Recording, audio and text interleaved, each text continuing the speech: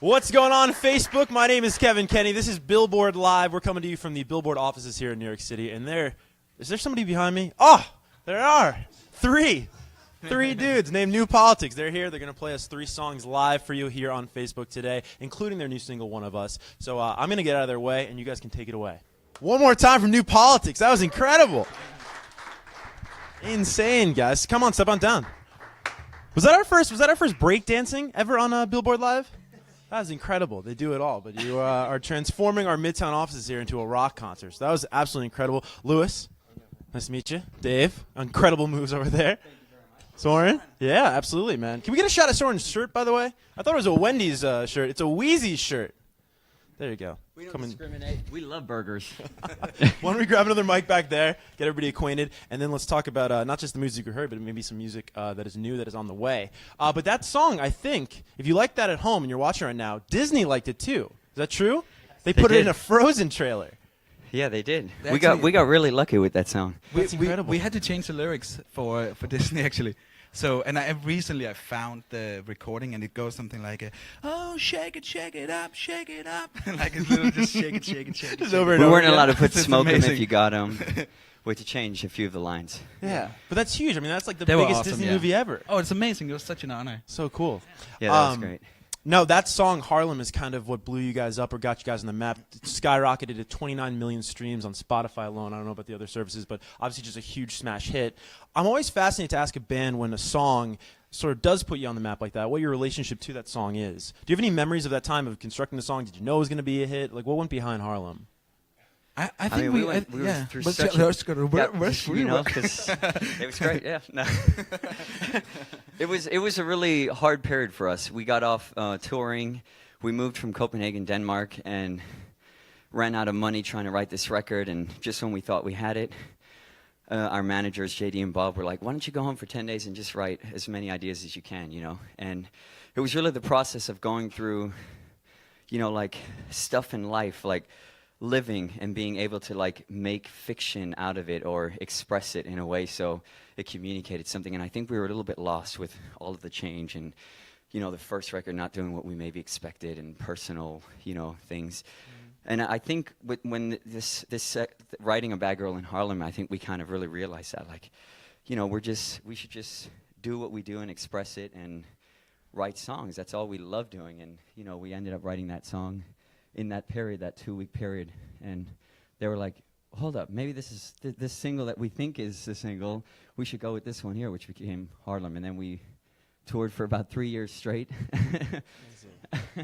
Anything to add, Soren?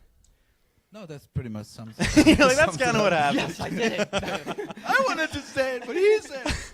Now, I have to ask, it's called Harlem. Did you write it here in New York City? We actually did. Oh, okay, We right did, on. Yeah, we lived in Well, Bushwick. actually, what? We're all gonna be up front, like, right in front of the camera. Yeah, we actually lived in a railroad apartment that we paid very little for. Had a roommate actually, so our studio was train. the studio. Yeah, That was nice. the studio was in my room, and he was kind of crashing on a mattress in David's room. We had no money. We're talking like cockroaches on the wall, kind of bad apartment. Wow. And we wrote a lot of songs there, and yeah, Saved a lot of money. I think the funny thing is that that's the period where we got to meet friends here in America, because coming from a different country, it's hard. When you know somebody really well, you usually have known them from for years, and that's where we got to really meet friends and fall in love with America, like really fall in love with America. So I think the album is very dedicated to the fact that we are from Denmark, but we are in America now. So a lot of the songs are about that, and I think that we're all really proud of that. Yeah, it's a beautiful thing. Now that's an older single. I want to talk about the newer single we heard, "One of Us." You probably recognize it at home from your local alt radio stations or rock stations. It was the most added song in the entire country for the week it opened. It's number 30 on this newest alternative songs chart. So congratulations to everybody for the success of that with one. everybody out there. And it's a beautiful song. And I saw you guys. I think you tweeted it out maybe a couple weeks back, explaining the meaning behind it. It's about friends. It's about love. It's about unity. And you listen to the lyrics. It definitely comes through in the song. Is that just, given the kind of times we're in right now as a world, is that an important message to convey to fans? I think more and foremost, it's the times that we are as a band in. I think And I think, you know, like with songs, it's hard because explanation, I think, is a very personal thing. And I think like that's the beauty about all art. Like if it's a painting or this or a theater play, you're going in to see a movie, you relate to it with what you're personally going through. And yeah, but for us personally, it really was that. You know, I'm about to be a dad, so congratulations. Everyone on Twitter, you can officially call me dad now. I don't have to question it.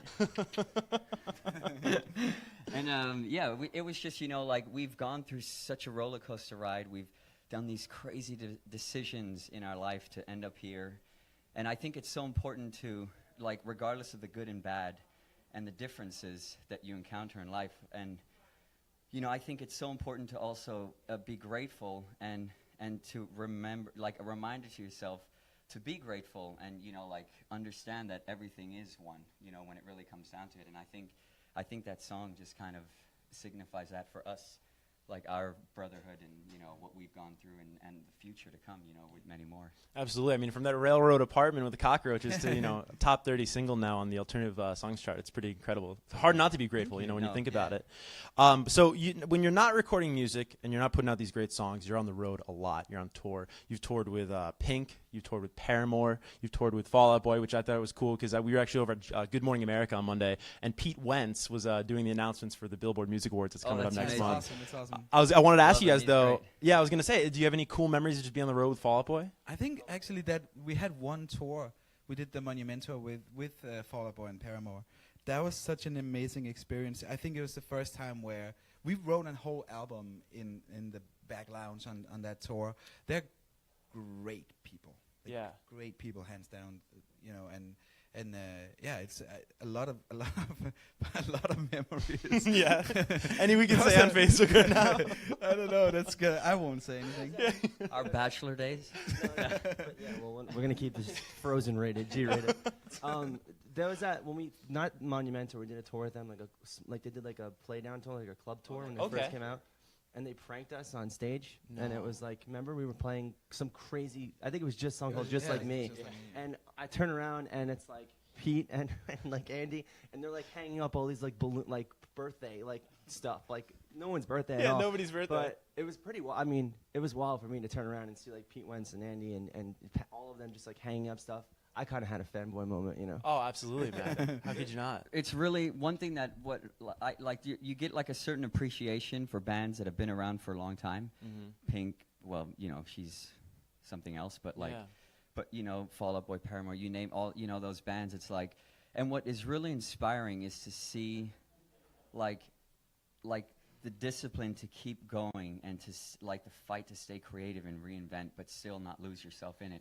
Mm-hmm. And like what you see with a lot of those bands is you know that is that thing which is really inspiring, and I think was really important for us to do it because we love, you know, like writing music and touring is what we live for. You know, that's what we live for. So seeing that, you know, it's just a really good reminder, and I think a really important thing for anyone that wants to do music. You know, it's like that discipline and like, you know, believing in yourself, but still, you know, being able to listen and you know, everything turns out good if you just stay on it. You know? Absolutely, you guys are proof of that. And you're going back out on the road this summer with 311. I know, Lewis, you and I were kind of talking about our fandom of 311. How cool is that to go on the road with those guys? It's awesome. It's awesome. We so funny thing is that I think David and I probably mainly got introduced to them here in America. Okay. But I mean, they're a legendary band with amazing songs and haven't heard any, you know, only good things about them as people. So I think it's going to be really, really fun too. And also we are like,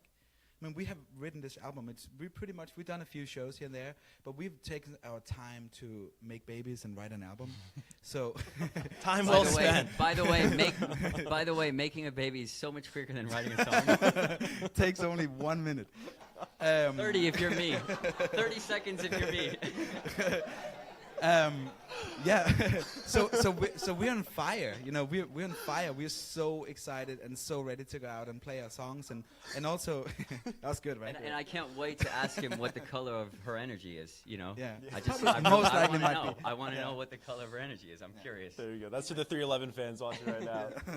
But that tour kicks off June 22nd. It's gonna be like a summer tour kind of deal. Do you know where fans can check out tickets? Are they on sale yet? Any details as far as that? On newpoliticsrock.com, right? All right. Or 311. Or Or 311. You can- 311rock.com or Live newpoliticsrock.com Nation, or rocknationrock.com. Wheezy'sRock.com. Rock We- Nation, yeah. Music Nation, Anywhere tickets are sold. Yeah. Who knows if that's right? Penetration, whatever. You'll find this. So I want to get, somehow we're going to segue from that to the album. You guys are actively working on the album. We don't have a date yet for the record. Do we have a title for the record? We don't. No. We're taking our time to make a great album, and we have been. I mean, we're pretty much done. But I think the whole idea is that we wanted to do something that's extremely personal, and so we we spent the first half year being confused, the next half year being probably even more confused. And now we're just Now we're straight just- up confused. Yeah. No, Are we wrote. I think we wrote an album that there's a lot of things that have this has been 6 years of us just seeing the world, meeting a lot of people, and also all the downs and all the ups and everything that we've gone through. So this album, we've really taken our time to write about the songs, and we have just decided with our management, it was mainly us, I think. We decided to just let now we released one of us, and then the album is going to be, it's ready when it's ready, and it's definitely going to be in the near future, but there's no rush, and that has been an amazing feeling, because when you rush things, you usually get stressed out, and you think that Yeah, you force things. Yeah, you never you want to force rush something like things, so that. I think we've also just learned a lot. This is our 4th record, and we've seen success come from things that aren't a single. We've seen so many different ways of doing this, and the most important thing to us is just writing songs and touring. So all that other stuff just comes with hard work, and that's that's just a part of the line of this is our living. So that's just like, it all depends on how hard we want to work, which we try to do everything, and never, the word no doesn't exist in our vocabulary, Right. and just have fun with it, and see where it takes us. And that's what we want to do with this record as well. Just have a single. We don't have to put a date on it. We don't have to over-organize or over-analyze and think it. And we're confident on the songs and the record. Definitely. That's the best spot to be in, I think, as a band, right? You'd oh, agree? it's amazing. Totally, yeah. It's amazing. It makes you more creative, I think. Definitely. And by the way, this is our drummer, Louis. Say hello. This is our drummer, Alex. Oh yeah, tell that story. So Yeah, that's it. Okay. So so we get Louis joins the band, and we've only done like 1 or 2 tours. Louis joins the band, and the first week, first of all, he comes out with us. David calls him Alex on stage. and I didn't say anything. Like to the crowd? Yeah, to the crowd. Oh, Give wow. it up And for our this is our new drummer, drummer, Alex. And Yeah. Louis is the best for it. He's like, That's some great stories. And then also when he auditioned, this is something we realized lately. I never thought of it. He knew if we had a common friend, and he then asked Louis. He said, "Dude, you should send in an audition tape and see, because our old drummer went back to Denmark, and so Louis, he sends in an audition tape, and he's playing these songs, and he's talking in front of it, like hair is perfect and all like Was it video? looking really good. Yeah. Okay. And we were watching it, and kind of like giggling and having a. But Louis is an amazing drummer, so we were like, dude, come, let's try and rehearse. So he comes in, we rehearse, and we're like, yeah, this is the guy. This is definitely the guy. So what Louis doesn't know is that he thinks that there's like hundreds of audition tapes, but that was one. It was Louis So he or got Alex, the or- gig. It was Alex. It's Alex. just found this out. I like this whole 6 years. I thought that I won, the jackpot. Like Yeah. I auditioned, I got it. There was like 100 people auditioning, and he just tells me like at a bar one night in Nashville, he's like, "Dude, you were the only person who auditioned." And I was like, "All right, cool." the best part is he auditions with Juvenile, Back That Ass Up.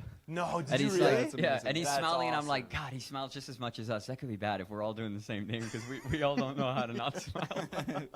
And then he's just like, "Hi, I'm Louis." And he's like, "I'm gonna play a song," and he starts playing. "You's a fine mom, won't you back that ass up, girl? You look good." And he's like, and I'm like, he's never heard our music, because there's no way he's auditioning with a song like that. And we're just like. Like back then especially, so it was really funny. We were like, we're definitely taking him. He sounds like he doesn't take himself too serious, and would fit perfect in this grunge, modern punk sort of pop band that we're doing. And it's like, it just worked out great. And then you actually also came in right when we had that dry spot of money, and basically a really dark period. He's like, Boom! I gotta get a job. the best was that one of the first meetings we had, like this is after doing 2 tours, and he's just on a cloud and stuff. Then it's like we have to start writing, and we realize after a month and a half, 2 months, where this is heading. We're like, the first meeting we have with him is like, you should get a job. Like, make sure that you're like around because we're moving apartment. We're gonna go to We're gonna downgrade. out in Bed-Stuy, and you're gonna need a job because this might take a little longer than we thought. We had it all planned out. New record, 3 months, this and that, and it was like, but he stuck through it all, and then here he is. Just as crazy as us fucking names. It's amazing that it did all work out, guys. And again, the record is on the way. We don't have a date yet. We don't need a date yet. It's something you don't want to rush, like you said. One of Us is out now. You can buy it on iTunes. You can stream it on whatever you stream on. And congratulations on all the success. And congratulations on being a dad soon, man. Thanks for watching, Facebook. Thank you.